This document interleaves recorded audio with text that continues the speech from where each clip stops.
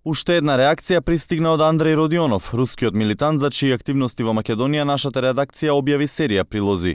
Со слична реторика, овој пат Сдруженијето Русов, кој го води токму Родионов, одговори на нашиот прилог преку кој известивме дека службите ги следат милитантите. Овие кловнови дури прашувале за нашето движење во Руската амбасада во Скопје и македонските безбедносни служби. Секако Руската амбасада не одговара на вакви провокатори, а безбедносните служби очигледно им дале само формален одговор дека се е под контрола, бидејќи нашето движење е легално.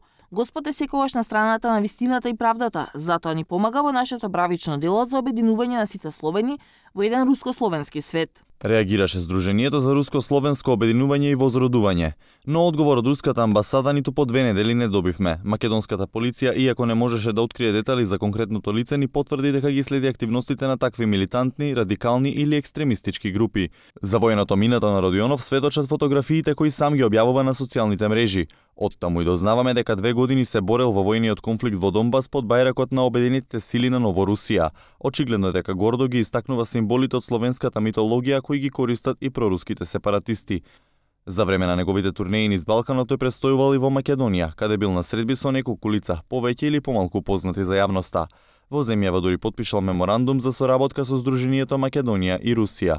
Ниту едно од лицата кои ги контактиравме не одговори за да ги прокоментира објавите на Родионов во кои тој самиот пишува дека заговара и работи на остварување на единство на словенските народи под руско крило.